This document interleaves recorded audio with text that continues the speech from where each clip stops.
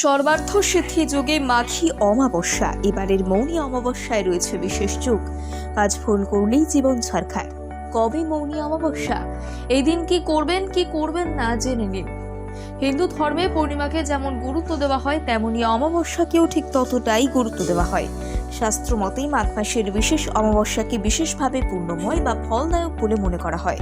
মনে করা হয় যে এই অমাবস্যায় স্নান, দান, তর্পণ এবং পিণ্ডদান করলে মোক্ষ লাভ করা সম্ভব হয়। তাই এদিন বেশ কিছু কাজ করা থেকে বিরত থাকুন। এই ভুলগুলি করলে আপনার জীবনে নেমে আসতে পারে চরম দুর্দশা। কি করবেন না কি করবেন না বিস্তারিত জেনে নিন এই প্রতিবেদনে। হিন্দু ক্যালেন্ডার অনুসারে প্রতি মাসের অমাবস্যা পাখিকে পঞ্চদশ দিনে অমাবস্যা হয়। মাঘ মাসের অমাবস্যা পাখিকের অমাবস্যাকে বলা হয় মাঘী বা মৌনী অমাবস্যা। মৌনী অমাবস্যার দিনে স্নান ও দান করার পাশাপাশি নিরাপদায় পালন করা হয়।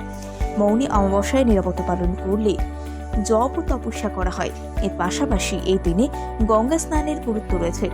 ভক্তরা পূর্ণ নাম করার আশায় এই অমাবস্যার দিনে সূর্যোদয়ের আগে গঙ্গায় ডুব দেন। বিশ্বাস করা হয় যে এই দিনে গঙ্গায় স্নান করলে অমৃত স্নানই সমান ফল পাওয়া যায়। এবারে বলি, এবছর কবে পড়েছে মাঘী অমাবস্যা। মৌনী শব্দের অর্থ হলো চুপ করে থাকা বা নীরব থাকা। পুরাণ অনুযায়ী মৌনী অমাবস্যায় ঋষি মনুর জন্ম হয়েছিল। দাপর যুগ নাকি এই দিন থেকেই শুরু হয়েছিল, তাই এই অমাবস্যায় মৌনব্রত পালনের চল রয়েছে। হিন্দু ক্যালেন্ডার মতে আগামী 9 ফেব্রুয়ারিতে পালিত হতে চলেছে মৌনী অমাবস্যা বা মাঘী অমাবস্যা। সেদিন ভোর 3:32 শুরু হবে। এই তিথি থাকবে রাত 11:58 পর্যন্ত।